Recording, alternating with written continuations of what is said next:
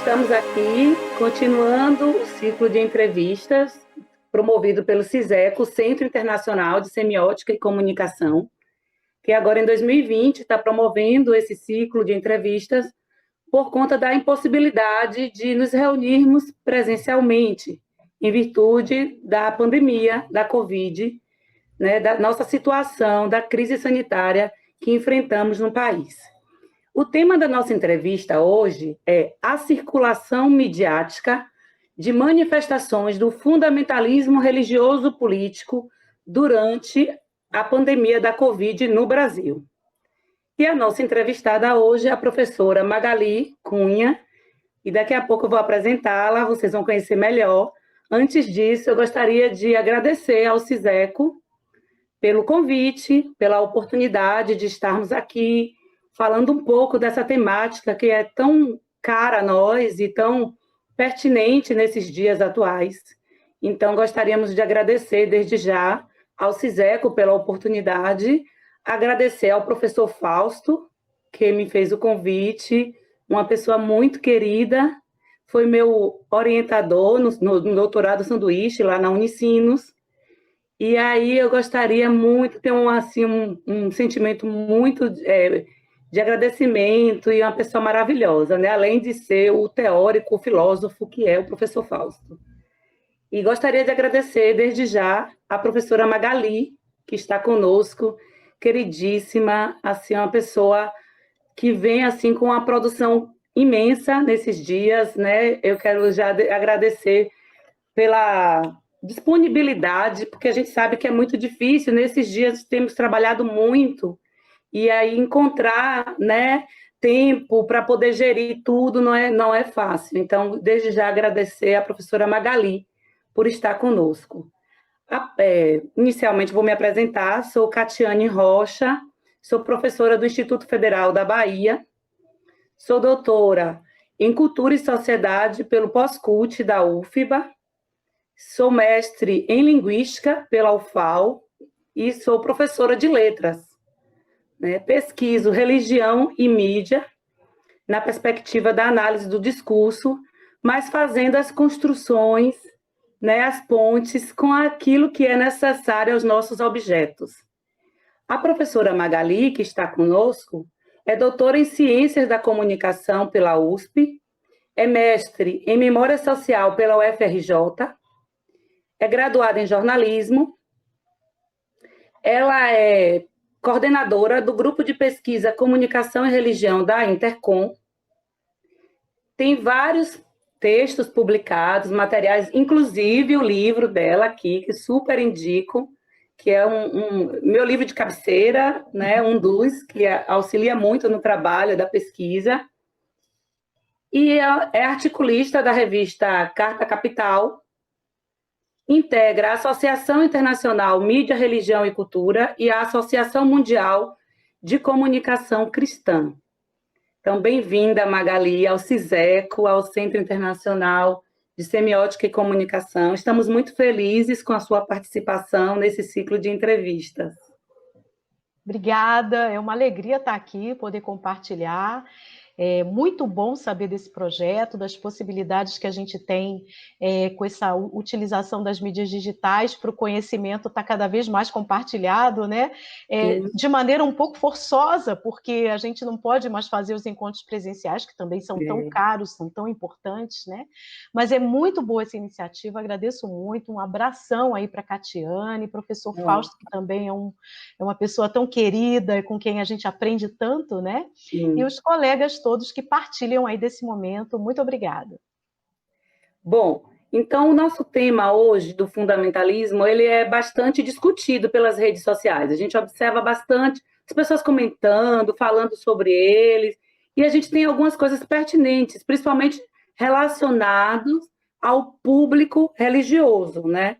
Então, pensando nisso, pensando na diversidade, apesar da imensa diversidade do cristianismo no Brasil, o fundamentalismo religioso ele se apresenta como um elemento unificador de alguns grupos que são diversos, mas que se aproximam, né? Se aproximam principalmente em aspectos políticos, né? Então, quais aspectos desse fundamentalismo aproximam esses cristãos, né? O que é que você observa? Como esse fundamentalismo vem aproximando cristãos de diferentes correntes, principalmente evangélica e também católica? Sim, uma coisa importante é observar, primeiro, o que, que a gente entende por fundamentalismo. Então, eu vou gastar um minutinho Claro. para a gente demarcar isso, porque é importante, porque o termo fundamentalismo, ele passou por várias transformações. É um termo que nasce no início do século XX para classificar cristãos dos Estados Unidos, principalmente no campo, principalmente não, basicamente, protestantes, reformados do universo presbiteriano, que se unem para defender os fundamentos do cristianismo, aquilo que eles denominavam fundamentos, aquelas questões que não se devia abrir mão. E esse movimento aparece como uma reação. Então, ele já nasce reacionário, né? Uma oposição ao mundo, naquele momento, início do século XX, que vinha com uma forte influência do iluminismo, do desenvolvimento da ciência, a própria teologia, os estudos da Bíblia, passando por transformações, utilizando a ciência, a arqueologia, a interpretação bíblica a partir da história, da contextualização. Então, esse grupo, caracteristicamente conservador, se junta para dizer, não, a gente não pode receber essas influências modernistas, que eles chamavam, então, desse modernismo que ia ferir as bases religiosas, se unem e criam esse movimento para defesa. Então, isso é muito importante, né? Defesa desses fundamentos que seriam inabaláveis, principalmente a leitura bíblica, que não deveria ter mediação nenhuma. É a leitura bíblica ali direta do texto que deveria falar aos fiéis. Isso nasce no início do século XX. É um movimento que se chamou, então, fundamentalismo. Mas isso passa por transformações. A partir dos anos 50, entra uma dimensão política muito forte, por causa da luta por direitos civis, e que vai envolver as próprias igrejas nos Estados Unidos, e aí há um movimento de reação. É um período depois da Segunda Guerra, em que há a questão do comunismo também.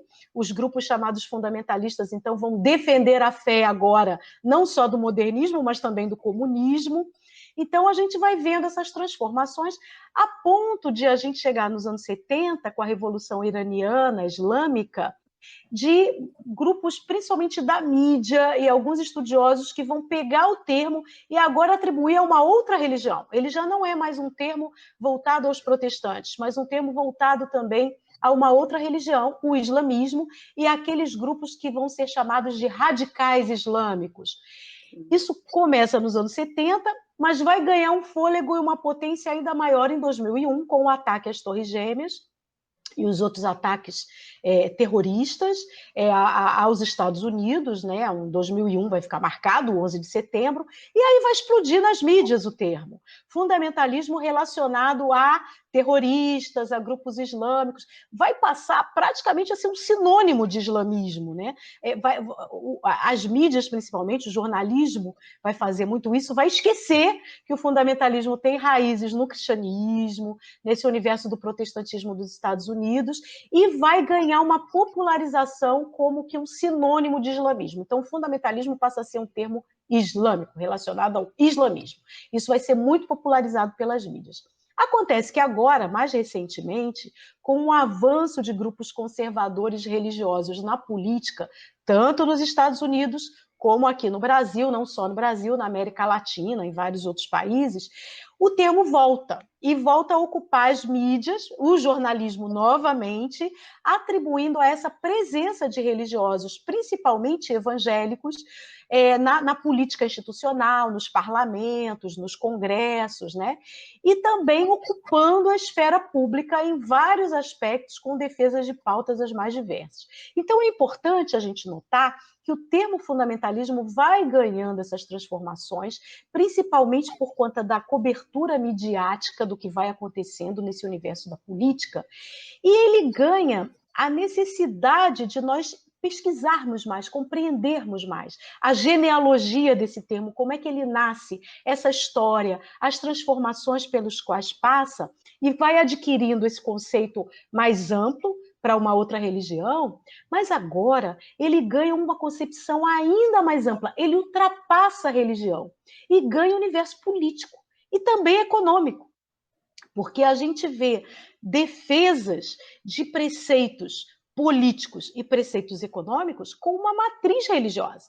Quando a gente vê, por exemplo, as defesas neoliberais, das políticas neoliberais, de ajuste econômico, e agora ela ganha uma nova roupagem, né? Com mais retirada de direitos. direitos do Estado, garantindo, né, direitos e necessidades básicas dos seus cidadãos. Então, a gente vê novas políticas nesse sentido, uma nova fase do neoliberalismo aí com força, com a defesa do empreendedorismo, que as pessoas possam ser seus próprios patrões, né? Então a gente vê essa nova fase aí, e isso tudo tem um discurso religioso embutido. A gente vê a palavra sacrifício, que é uma palavra muito religiosa, né?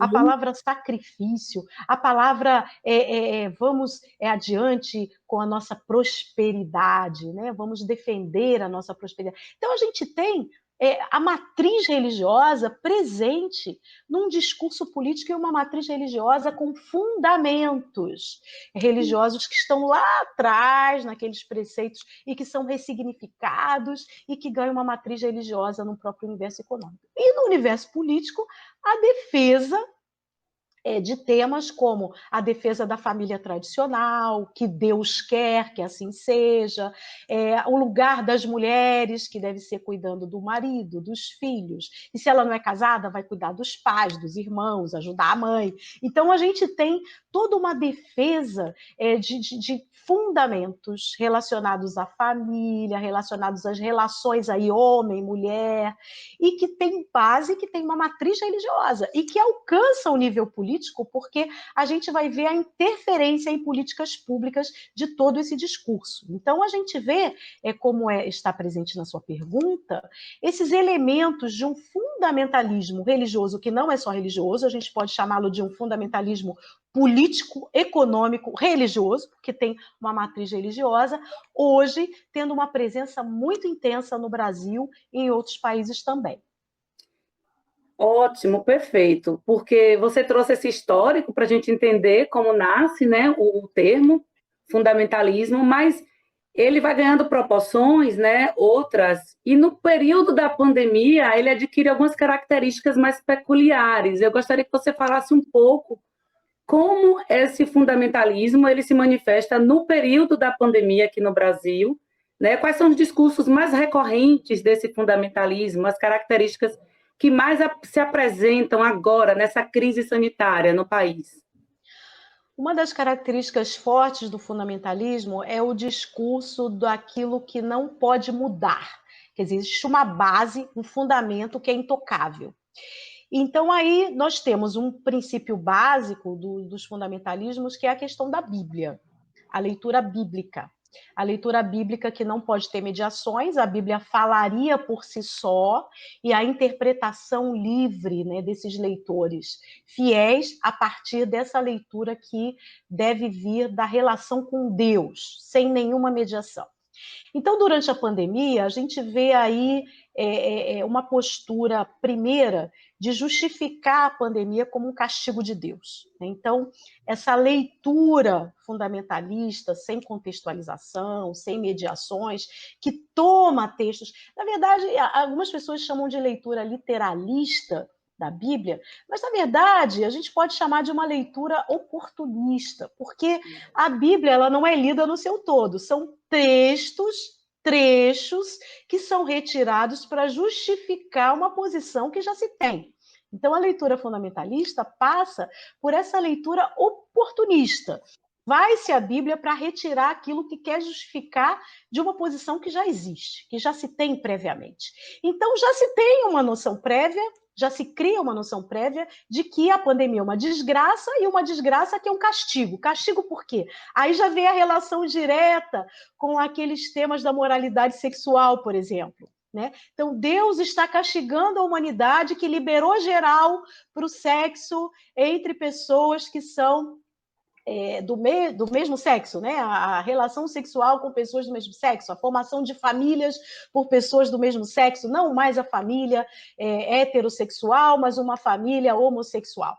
Então, Deus está castigando, porque o mundo abriu o armário e soltou todas essas pessoas. Então, é uma leitura muito forte. Isso está presente nos Estados Unidos com muita força, ganha reflexos aqui no Brasil, há lideranças que defendem esse tipo de leitura, não só por conta da moral sexual, mas por conta de situações da vida em que se liberou, né? Mas a moral sexual fala mais forte aí, né? Foi o que a gente mais viu nas mídias sociais sendo propagado. Então, primeiro, a leitura da Bíblia. E essa leitura que vê a pandemia como um castigo de Deus, né? Como a permissão de Deus para que as pessoas aprendam. Então, é a noção de um Deus juiz que castiga, que está sempre aí para fazer coisas com as pessoas, aprendendo com o chicote na mão. As pessoas têm que aprender com o chicote na mão. Então, é uma leitura muito que extrai, por exemplo, quando eu falo de leitura oportunista, não se extrai da Bíblia, por exemplo, leituras de um Jesus misericordioso, né?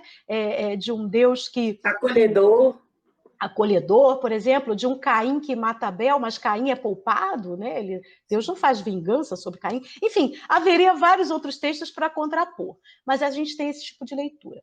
Uma outra postura que a gente vê durante a pandemia de um fundamento que aí não é bíblico, mas há uma interpretação bíblica para justificá-lo, que é igrejas não podem ser fechadas. Igrejas têm que estar permanentemente abertas. Portanto, aquelas lideranças que se contrapuseram às medidas de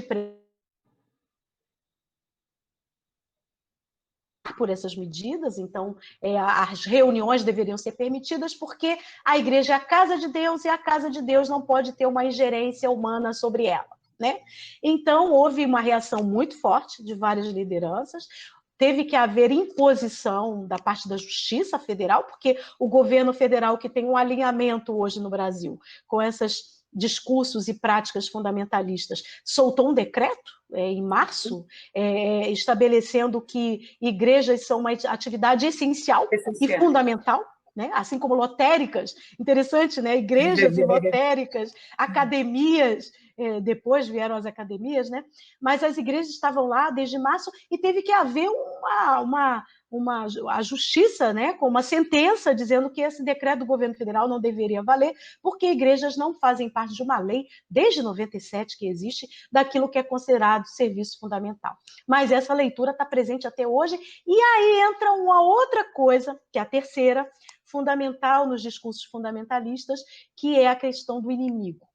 Sim. Todo discurso fundamentalista, ele só se sustenta porque nas suas bases está a ideia de que há um inimigo perseguindo e que é preciso fazer a defesa da religião contra esse inimigo. Eu falei sobre isso lá nos primórdios, né? Nos primórdios, a defesa era contra o modernismo, contra a ciência, que vinha, então, ameaçar as religiões. Depois, o comunismo, eu já mencionei isso também. Depois, o islamismo se torna aí um grande inimigo da humanidade, tem que ser combatido, o Islã, etc. E tal. Agora, os discursos fundamentalistas se voltam para inimigos. Em primeiro lugar, a defesa da família. A família tem que ser defendida dos LGBTIs+, e das feministas, que ameaçam a família com seus discursos e suas práticas.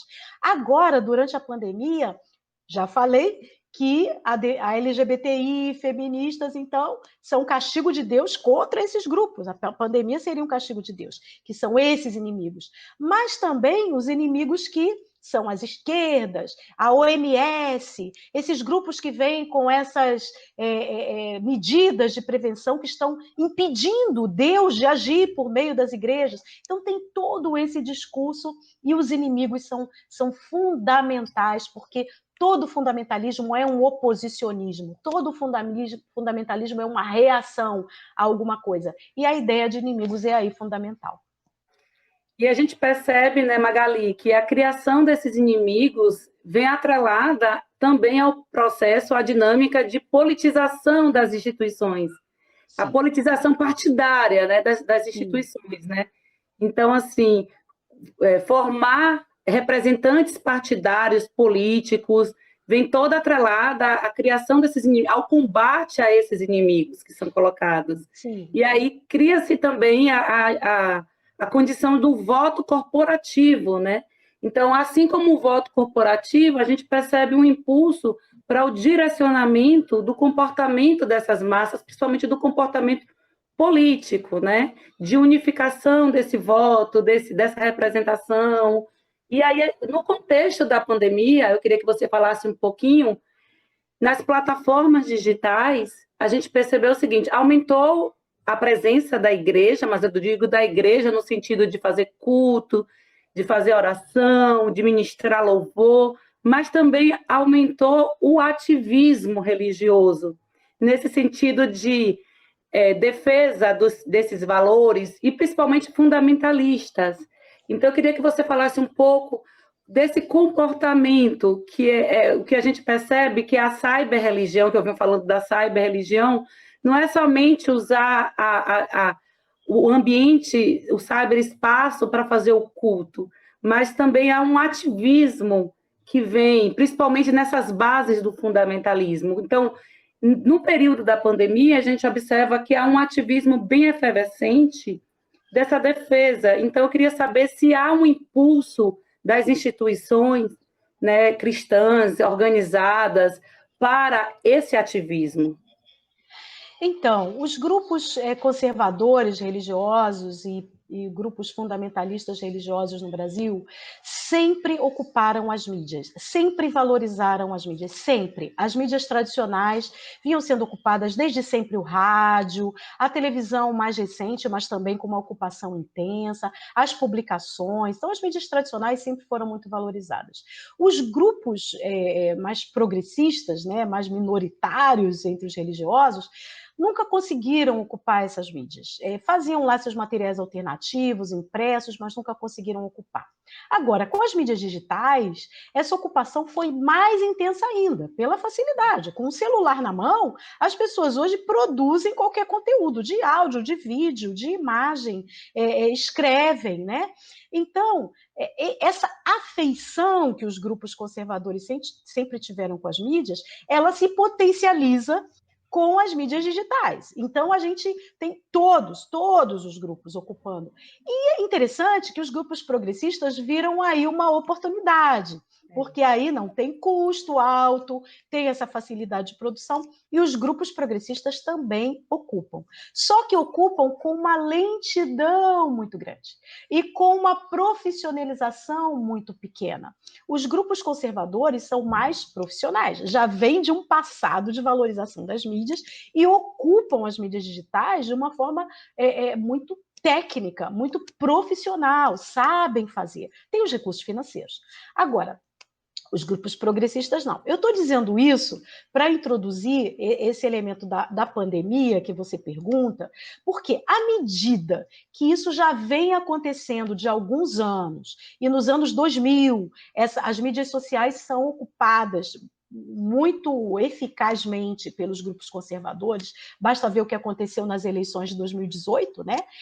E os grupos religiosos ganharam as mídias sociais com um ativismo muito intenso, tanto conservador quanto progressista, porque os grupos progressistas também descobriram essa possibilidade pelas mídias sociais. Só que a diferença é que os grupos conservadores têm o discurso fundamentalista, com o uso da Bíblia, que atinge mentes e corações com muito mais eficácia do que os grupos progressistas, que vêm com um discurso mais, vamos chamar assim, intelectualizado, de discussão de conteúdos que não mexe tanto com as emoções quanto o outro grupo mexe. Então, a eficácia tem sido muito maior dessa presença e desse ativismo a partir de 2010, que a gente vai observar essa intensificação desse ativismo religioso, não só fazendo campanha para eleições, mas discutindo pautas, discutindo temas com muito calor, com muita paixão.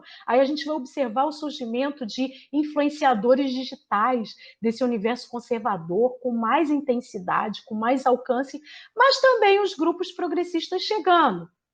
mais devagar, a gente vai observar com menos intensidade, mas tem uma presença sim.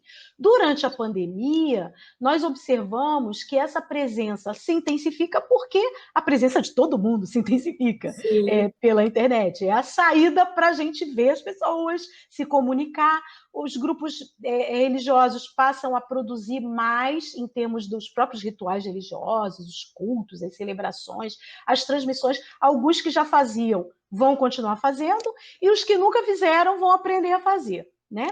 E esse ativismo, ele se potencializa ainda mais, ele se intensifica, porque as pessoas passam a ter a vida pelo digital, né? Então, a comunicação antes interpessoal e presencial, agora é pelo digital. E as pessoas, então, passam a ter uma intensificação desse ativismo.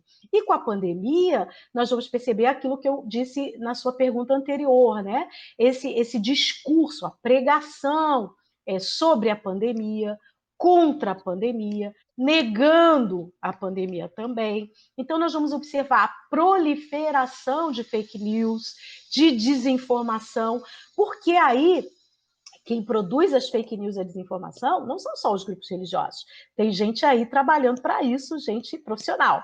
E gente que cria discursos direcionados a grupos religiosos. E aí isso vai se espalhar com mais intensificação. Então, nós vamos ver uma militância contra a pandemia, contra as medidas de prevenção à Covid, que são políticas, é uma militância política, que parte de um grupo político, inclusive apoiador do governo federal, mas que cria discursos que vão se proliferar pelo universo religioso, porque sabem que os grupos religiosos abraçam esses discursos com muita intensidade. E então a gente vai ver uma presença maior desses discursos durante a pandemia. Inclusive, né, você falando da questão da articulação dos grupos progressistas, e a gente observa, né, que algumas, aqui mesmo em Salvador, alguns grupos começam a se articular, a se constituir, a se fortalecer, né, antirracismo, os grupos feministas, e isso é interessante observar esse movimento Sim, de articulação são que muitos. precisa, né, são muitos e precisam ser vistos, precisam para que a gente não perceba que como se fosse tudo homogêneo, que todos principalmente os evangélicos, fossem fundamentalistas. A gente observa isso muito nas redes Isso. sociais. E se você me permite, isso é muito importante, porque desde sempre, desde que os evangélicos chegaram no Brasil, a gente tem uma minoria progressista atuando durante todo o século XX, inclusive ficou mais intenso durante a ditadura militar, houve muita perseguição a essa minoria progressista. Depois da ditadura militar, esses grupos se recompuseram, eles são muitos. Hoje em dia há muitos movimentos coletivos das mais diferentes frentes que são evangélicos. Acontece que as mídias tradicionais, aí a gente vê o jornalismo, a gente vê também algumas mídias digitais aí noticiosas, elas não dão voz a esses progressistas. O que as mídias tradicionais fazem, principalmente aí no campo do jornalismo, o telejornalismo, o radiojornalismo, o jornalismo impresso, dá muita voz aos grupos conservadores, como se essa fosse uma religião oficial. E no campo evangélico isso é muito complicado, porque as mídias noticiosas elegem alguns porta-vozes, como, por exemplo, o pastor Silas Malafaia. Ele está presentemente na mídia, ele é um pastor midiático, construiu a sua imagem midiatizada, e as mídias não religiosas elegeram o pastor Silas Malafaia como um porta-voz dos evangélicos. E os evangélicos não podem ter porta-voz. É diferente da Igreja Católica. Existe o Papa, existem os bispos, a CNBB, que fala pela Igreja Católica. A Igreja Católica é centralizada hierarquicamente. Evangélicos não. Não existe uma centralização hierárquica. São múltiplos grupos com o seu governo próprio. Ninguém pode falar pelos evangélicos. E aí, quem quer falar cria essa armadilha, e muitas vezes o jornalismo cai na própria armadilha de quem quer ter um discurso homogeneizante e hegemônico, e aí as mídias acabam dando voz a essas pessoas e personalidades, como se a bancada evangélica no Congresso Nacional falasse pelos evangélicos, e aí a gente tem uma armadilha, e os grupos progressistas acabam invisíveis e ficando sem voz nessas grandes mídias.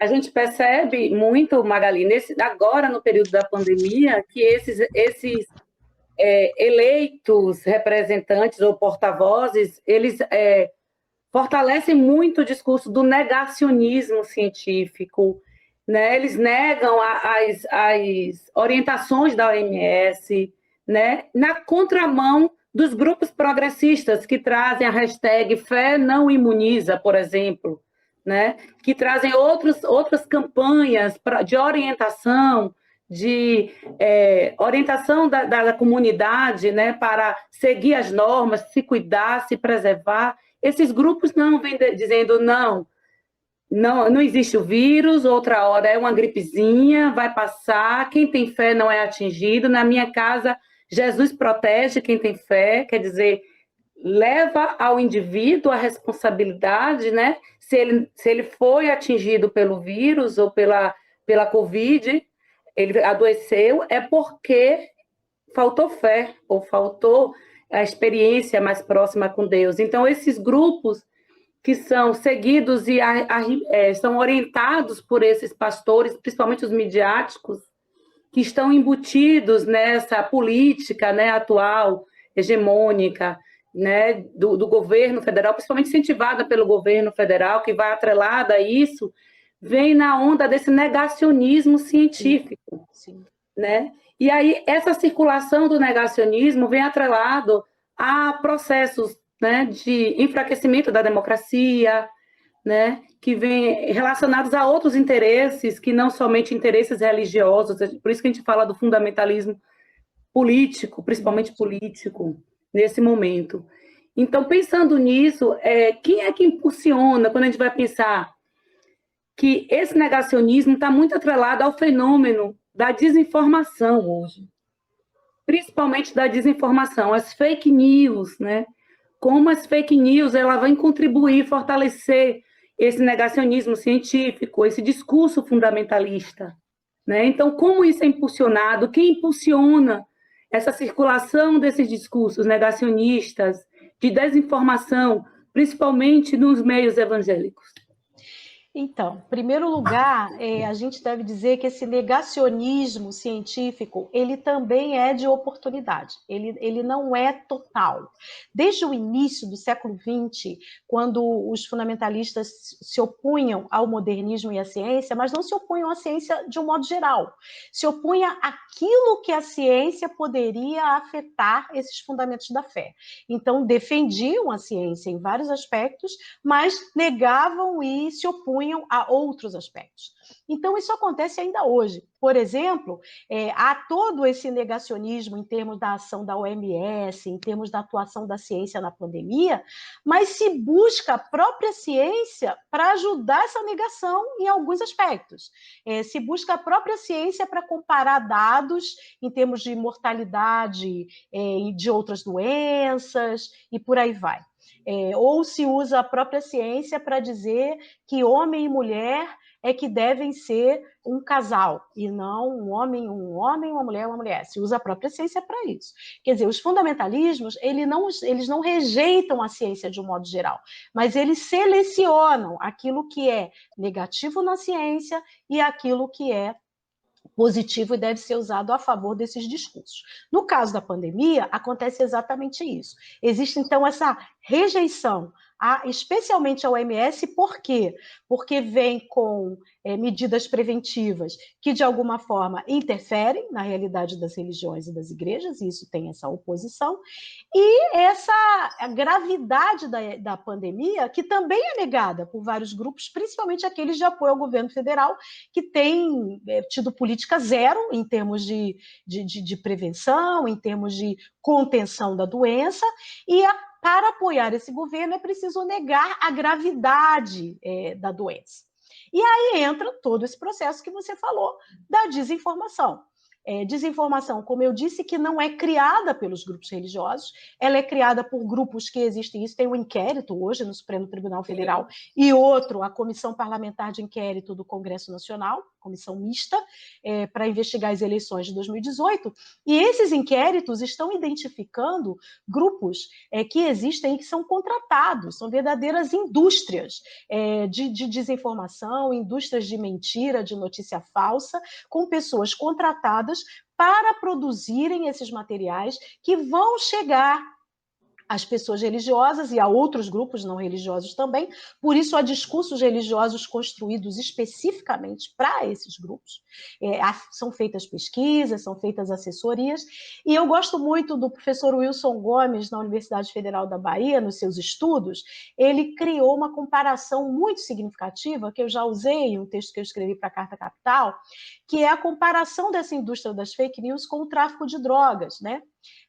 Então, ele compara a indústria, o tráfico de drogas tem alguém que produz, que refina lá a erva e produz a droga, tem aqueles que levam adiante sabendo o que estão fazendo, estão levando, são os traficantes, e tem lá na ponta as pessoas que recebem e consomem essa droga. Então, ele compara esse processo à indústria das fake news. Então, tem alguém que produz, tem a indústria da produção, tem aqueles que levam adiante e sabem o que estão fazendo. Entre esses traficantes estão líderes religiosos que trabalham para esses grupos que produzem, e lá na ponta tem os consumidores, que são as pessoas das igrejas e que acabam convidando outros a consumirem junto, né? Que assim fazem as pessoas que usam drogas. Então, essa comparação é muito pertinente, né? E esse é um elemento muito nocivo.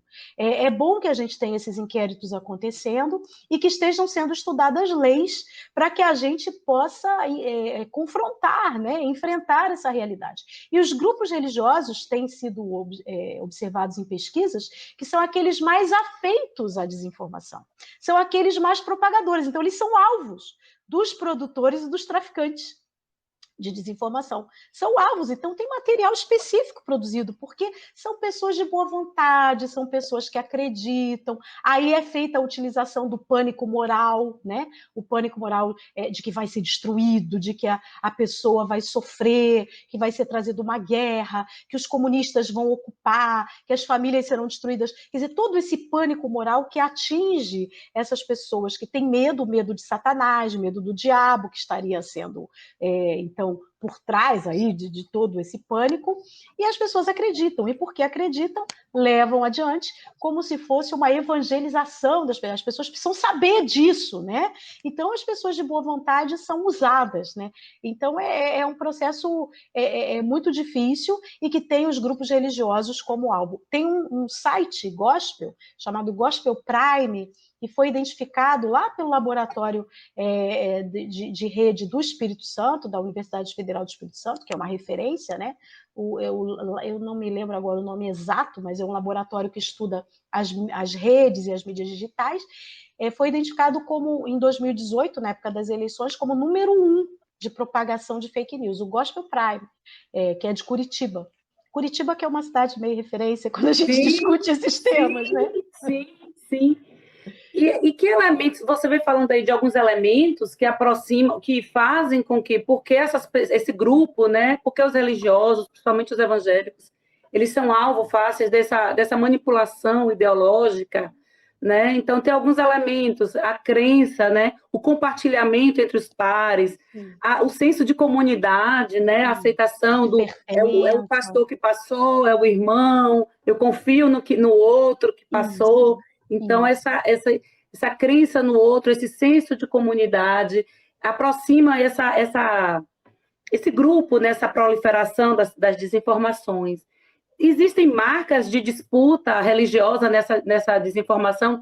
A desinformação, essas desinformações diferenciam os grupos ou, de certa forma, hogemoniza unifica os grupos. Sim, sim, sim. São unificados, não existe diferenciação. Pelo que eu tenho observado, e eu trabalho com um coletivo que faz checagem de notícias religiosas, né, ou que circulam em ambiente religioso, o coletivo Bereia, que foi criado em outubro do ano passado, justamente para se juntar aos todos esses projetos de checagem de notícias que a gente tem hoje no Brasil, mas a gente não tinha nenhum sobre religião. Então, um grupo de jornalistas que são religiosos ou pesquisam religião, nós nos juntamos e criamos esse coletivo, e pelo que a gente observa, o coletivo vem atuando intensamente, com média de 3 matérias por semana, desde outubro. Então, a gente tem observado que há uma coisa homogênea, uma unidade, justamente porque boa parte deste material ele é criado especificamente para os grupos religiosos. Então, a gente deveria ter um inquérito aí especificamente sobre isso, né? Sobre quem está criando para grupos religiosos. E ele também é originado de várias lideranças religiosas, que a gente tem a identificação delas, né, no universo evangélico e no universo católico, e é dessas lideranças, e aí eu posso chamar de traficantes, porque são eles que são as referências, porque são influenciadores digitais. Posso citar alguns nomes: pastor Marco Feliciano, pastor Silas Malafaia, Bernardo Custer no âmbito católico, Sarah Winter, ou Sarah Giomini, que já foi presa e esta semana está mesmo com tornozeleira, protagonizou uma situação aí complicada e criminosa, né, em relação às mídias. Então a gente tem esses nomes que são nomes que aparecem frequentemente nas matérias que são produzidas pelo coletivo e que são traficantes de notícias. Não são eles que produzem, vem produzido por um grupo específico, que certamente é contratado e está atuando para isso, e são as mesmas matérias. É o mesmo material, é o mesmo conteúdo que circula em grupos de WhatsApp. A gente recebe no coletivo muito material de gente das igrejas que tem mandado para o nosso WhatsApp específico para receber conteúdo dos grupos. E nesses sites, aí eu posso citar também Gospel Prime, Gospel Mais, Pleno News, Conexão Política. São os 4 principais sites de notícias que são veiculadores desses conteúdos, desses grupos religiosos. Interessante, Magali, como esses grupos, esses sites, eles conseguem se manter, né, embora recebam toda essa... E isso é preocupante, né? É preocupante. Sim. Porque assim, há uma política de manutenção da desinformação. Sim, né? O site, por exemplo, Pleno News, ele pertence a um senador da República. É o senador Harold de Oliveira, dono do grupo MK de comunicação. O senador Harold de Oliveira construiu um império de comunicação desde a primeira bancada evangélica, quando ele entrou em 1987, e ele atuou na comissão da Constituição que estava trabalhando o tema das comunicações. Então, a partir dali, construiu seu império de comunicação, e é o dono, nesse império, desse site Pleno News, que veicula material, inclusive patrocinado pelo governo federal. Então, a gente tem aí uma situação muito complicada. A gente tem políticos fundamentalistas que têm uma história. O senador Harold de Oliveira tem 81 anos. 81 anos, ele está na política desde 87 como deputado e agora é senador. Então, é uma pessoa que construiu a vida inteira com base na política, numa política religiosa fundamentalista. Ele é batista e é uma pessoa que tem trabalhado em todo o seu projeto, e estou dando este exemplo, mas os outros grupos também. A gente tem o Gospel Prime, que está em Curitiba, e a gente tem essa história dos batistas em Curitiba, que tem exercido uma influência forte no campo da política. O Conexão Política, que é um grupo de jovens que ganhou patrocínio para as eleições de 2018, para a campanha Jair Bolsonaro, e agora também atua pró-governo federal. Enfim, então a gente tem todo um mecanismo aí que é articulado, não é espontâneo, é um elemento articulado. É muito preocupante, porque a atuação desses grupos atinge diretamente as igrejas, principalmente as igrejas que são, muitas vezes, o centro de referência nas favelas, nas comunidades mais carentes, constituída principalmente de mulheres negras, faveladas. Sim. Então, assim, essa unificação, essa propagação, né? A falta de política para quebrar essa corrente da desinformação isso gera um caos dentro Sim, dessas comunidades, né? sim, E a desumanidade é muito grande nesse processo, muito grande, exatamente. é muito grande. E como você analisa as avaliações que os especialistas fazem a respeito da desinformação nesse período da pandemia, né? Quais são os efeitos dessa desinformação, né? Dessa articulação nesse período? Como isso, por exemplo, negar o, os efeitos do vírus, né? Negar a orientação para o isolamento, né? Quais são os efeitos disso nessas comunidades, nessas igrejas? Sim. A OMS já tem uma declaração sobre isso, já desde abril, e a OMS vem chamando esse processo de desinfodemia. É uma pandemia de desinformação, é uma desinfodemia, que se tornou aí uma questão muito grave, porque interfere na vida das pessoas. Interfere diretamente. Já há alguns estudos, e eu cito o professor Alexandre Brasil, da UFRJ, do NUTES, do Núcleo de Estudos da Saúde, Educação em Saúde, da UFRJ, o professor Alexandre Brasil é sociólogo e coordena uma pesquisa sobre desinformação em saúde, já a antiga, e agora, nesse período, eles têm trabalhado bastante. E nessa pesquisa, o professor Alexandre Brasil, quem tiver interesse pode procurar, saiu no Le Diplomatique Brasil, na revista Le Diplomatique Brasil, que é online. Ele produziu um artigo sobre os efeitos negativos que eles observam nas pesquisas que fizeram, e especialmente sobre comunidades religiosas. E eles identificaram a morte de pessoas. Pessoas morreram, porque não acreditaram, ou melhor, negaram, a partir da desinformação que receberam, as orientações que têm sido encaminhadas, e aí a gente tem que reconhecer o trabalho que tem sido feito pelas mídias jornalísticas tradicionais, né? O Sim, telejornalismo, o radiojornalismo, o jornalismo impresso tem feito um trabalho fantástico, muito positivo, de esclarecimento da população, de orientação. Foi criado aí esse consórcio das mídias para poder levantar os números que agora são sim, duvidosos no Ministério da Saúde. sim, Um trabalho jornalístico primoroso, que a gente primoroso. deve louvar esse trabalho que tem sido feito, é um serviço que está sendo prestado à população, mas os grupos religiosos que atuam com a disseminação de fake news acabam negando a própria mídia tradicional, dizendo que são elas que estão produzindo desinformação. Muita gente acaba desacreditando, e o grupo da UFRJ, o professor Alexandre Brasil, produziu esse artigo mostrando como há mortes.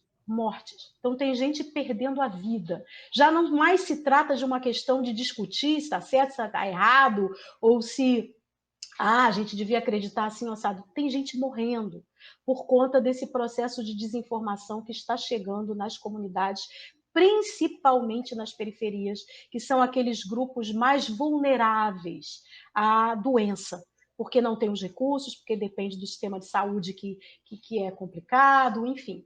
Então, é muito grave, há que ser feito pelos profissionais de comunicação, por nós da academia, um trabalho muito intenso de enfrentamento dessa realidade, porque quando pessoas chegam a perder a vida, aí a situação é gravíssima. E aí é a desinfodemia sobre a qual a OMS tem alertado. Eu percebi a preocupação de muitas igrejas, alguns pastores, né, com esse processo da proliferação de fake news dentro das igrejas. A gente chega até a adjetivar fake news gospel, né? E a gente não gosta de adjetivar isso, mas existe sim a fake news gospel. A gente percebeu isso desde as eleições, mas acirrou a partir das eleições de 2018 esse fake news gospel, né? A constituição do próprio Bereia, do coletivo Bereia, é um sintoma desse fenômeno, é um fenômeno para ser estudado, observado, né? Como essas fake news atingem diretamente essas igrejas, Sim, né? Principalmente a partir desse senso de comunidade, porque sim, o senso de comunidade, de identidade dessas pessoas que constituem essas igrejas é muito forte, sim. né? principalmente nas comunidades que são excluídas, né? O sentimento de exclusão que existe nessas comunidades periféricas é muito alto, é muito forte. E a pessoa que se sente aceita, inclusa dentro de uma instituição, de uma igreja, ela jamais vai rejeitar o discurso dessa igreja, dessa comunidade. Sim. Então, Veja muito... bem, uma pessoa, vamos comparar aqui a nossa vida. Eu moro num apartamento grande e agora eu estou aqui trabalhando com você, nós estamos fazendo isolamento. Eu estou trabalhando com você, meu marido está trabalhando no outro lugar e meu filho está fazendo as aulas da faculdade dele no outro lugar. Quer dizer, a gente tem espaço para fazer isolamento. Imagina uma família de periferia que é chamada a fazer um isolamento social e que tem um cômodo em que vive todo mundo ali, em que se faz comida ali, que dorme ali, passa o dia ali. A pessoa que é chamada a fazer esse isolamento, né, pelo governo, pelo Ministério da Saúde, seja quem for. Ela, quando ela recebe uma notícia dizendo não precisa isso é um absurdo, em quem ela vai acreditar? É óbvio que ela está querendo sair dali, daquele cubículo em que está todo mundo passando o dia inteiro. E se chega uma notícia dizendo isso não precisa, isso não é verdade, estão te enganando, não precisa nada disso, basta usar a máscara, por exemplo, até a máscara tem a negação sobre ela, mas basta usar a máscara, está resolvido. Aí a pessoa vai imediatamente se ver liberta e querer sair daquela situação. Quer dizer, a gente precisa compreender que essa realidade das periferias é uma realidade que precisa ser trabalhada especificamente. Não pode ter uma medida de prevenção, isolamento, tá? E vai ser igual para todo mundo, não. Quer dizer, deveria ter havido um processo de comunicação específico com essas comunidades, um processo de trabalho específico em relação a como fazer isolamento com pessoas que vivem em situação de moradia tão precária, né? Enfim, quer dizer, é por isso que se acredita, a pessoa está querendo se libertar daquela situação. Então, chega uma notícia dizendo que não precisa, é nela que ela vai acreditar, porque a necessidade dela vai falar mais alto nesse acreditar. Ela vai se ver aliviada de receber uma notícia de que não precisa isso, né? E a questão da máscara, eu não gosto de máscara. É horrível, eu acho horrível. Mas a gente sabe que a gente precisa dela para poder se proteger. Mas aí a pessoa que não gosta, que está achando isso horrível e tal, vem alguém e diz, olha, não precisa máscara. Para que máscara? Isso é um absurdo.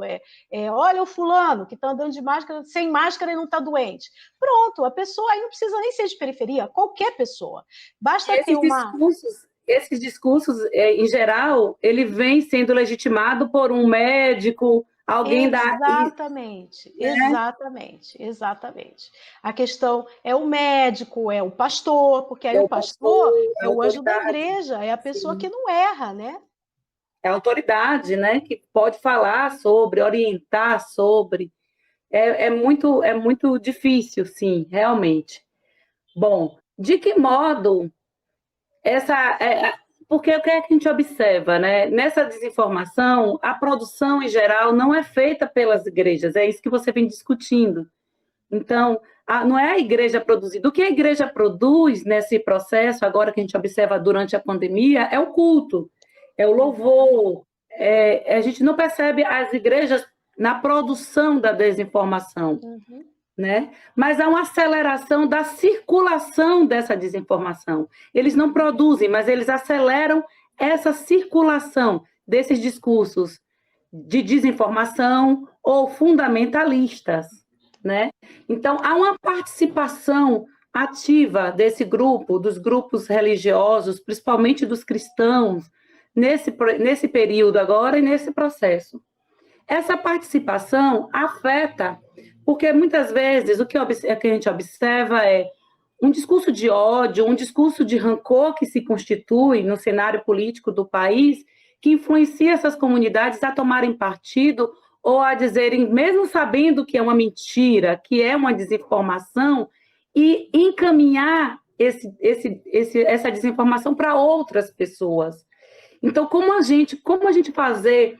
Eu li um texto do Beré, eu estava lendo, como promover as fissuras no fundamentalismo. E é isso que a gente tem que pensar, como promover essas fissuras nessa produção, nesse encadeamento do discurso fundamentalista dentro desses grupos ou nessas comunidades? Como a gente faz, Magali? Então, aí a gente tem que ter posturas diferentes, né? Primeiro é uma postura pedagógica com as pessoas comuns. As pessoas comuns, essas que são usadas nas suas emoções, nas suas necessidades, na sua crença, são pessoas de boa vontade. Então, elas, na verdade, são um mecanismo desse processo que está sendo adicionado aí, são usadas porque elas espalham, né? Quem vai espalhar as fake news, quem vai espalhar a desinformação, não é o traficante. O traficante faz chegar, mas quem espalha é a pessoa de boa vontade que quer que a sua família saiba daquilo, porque imagina que está fazendo um bem ao levar adiante aquela mensagem, né? E como se fosse uma evangelização. Então, é preciso um trabalho pedagógico. Mostrar aquilo que não é verdadeiro, ensinar a fazer a própria checagem, e aí as lideranças religiosas de boa vontade precisam agir, né? Precisam agir com um trabalho de educação cristã para a informação. Acontece que nas igrejas existem muita gente de fé ingênua, e com essa propagação do cristianismo aí de forma tão intensa nos últimos 20 anos, né, tantas igrejas sendo criadas, essas igrejas são criadas justamente com uma fé ingênua, uma fé superficial. As pessoas não aprendem a fazer a leitura da realidade, não aprendem a que a sua fé tem que ser crítica da própria realidade, não aprendem. Elas aprendem a reproduzir. Então, é aquela fé ingênua, aquela fé do Jesus na goiabeira, né, que é uma fé verdadeira, mas é uma fé ingênua, né, é uma fé ingênua. E isso é muito presente. Jesus na goiabeira é o cristão comum. O cristão comum. Quando a ministra fala isso, ela sabe para quem ela está falando. Ela Sim. sabe que tem muita gente que vai se identificar com essa realidade, porque é aquela fé pura, ingênua, e que não tem reflexão muito profunda. Está na primeira camada, não desce para outras camadas, né? Porque não há aquela educação cristã consistente. Então, é preciso um trabalho das lideranças de boa vontade, das lideranças que são comprometidas com a sua comunidade, de fazer um processo educativo para que as pessoas não sejam usadas. E quando as pessoas ouvem que estão sendo usadas, elas se incomodam. Então, nesse processo pedagógico, as pessoas precisam saber que elas estão sendo usadas, que elas estão sendo colocadas como um mecanismo dessa indústria que começa lá atrás. Então, esse é um ponto. Agora, tem outro ponto que é lidar com aqueles que sabem o que estão fazendo, que propagam porque querem, porque sabem. Aí a gente tem que partir para o campo da denúncia. Aí a gente tem que publicar quem são essas pessoas. O conteúdo Berea, o coletivo Berea faz isso com os seus conteúdos. O coletivo mostra os propagadores de fake news, que são influenciadores digitais, citam esses nomes. Mas aquele irmãozinho lá da igreja que mandou a fake news e que chegou para nós para a gente checar, aí a gente omite o nome, porque esse é uma pessoa que está sendo usada. Então, aliás, a gente omite o nome. Mas essas lideranças, elas precisam ser nominadas. Os sites precisam ser nominados. Então, primeiro, tornar público quem são esses. E aí, no processo educativo das comunidades, isso precisa ser dito também. Não é para ficar lendo e nem reproduzindo essas coisas que vêm dessas pessoas. Ou se chega, procura verificar antes para ver se é verdade. Bom, então esses nomes precisam ser ditos. E segundo, precisam ser denunciados. Então, existem hoje vários mecanismos para a denúncia dos próprios aplicativos. Por exemplo, Sara Geomini ontem teve a sua conta derrubada no Instagram. Né? Então, porque houve um processo de denúncia. Então, isso precisa ser feito. Processos de denúncia e processos de denúncia, inclusive, com BO, que hoje é possível fazer, crime digital. Existem as delegacias de crimes digitais. A gente pode denunciar quando é uma calúnia contra alguém, porque existe lei para isso, né? É calúnia contra alguém, enganação de alguém, aí é o 171, que as pessoas podem ser enquadradas, são pessoas que estão enganando pessoas com coisas. Então, existem formas, aí a gente precisa agir. E as pessoas precisam ser orientadas sobre isso. É triste a gente perceber a crise da liderança cristã, né, que enfrentamos hoje, né? Porque são poucos os líderes que orientam suas comunidades a entenderem, né, esses processos todos de manipulação, de corte de direitos, né, de automutilação, né, E da sua cidadania, cidadania, né? da Cidadania, cidadania, a exatamente, automutilação exatamente. da cidadania, né? Exatamente. A educação cristã é um aspecto muito caro às tradições cristãs, tanto católica quanto evangélicas, e ela hoje ela é praticamente inexistente do ponto de vista de densidade, de conteúdo. Existe um processo educativo, sim, mas uma educação para superficialidade e para manutenção desse discurso que está no campo do fundamentalismo, para sustentação de ideologias que circulam. Esse é o tipo de educação que a gente vê. E para o consumo de bens e serviços, porque a gente tem que olhar também que há todo um mercado que ganha muito dinheiro, né, com a religião. Então, há toda uma educação superficial, do nível ingênuo, para que se consuma música, bens, produtos, serviços, show, e a pessoa fica ali naquele universo que paira nessa camada superficial e não é formada para a consciência crítica, para a leitura crítica da realidade, para os seus direitos, para a cidadania, que é uma parcela interessante que os grupos progressistas têm de contribuição.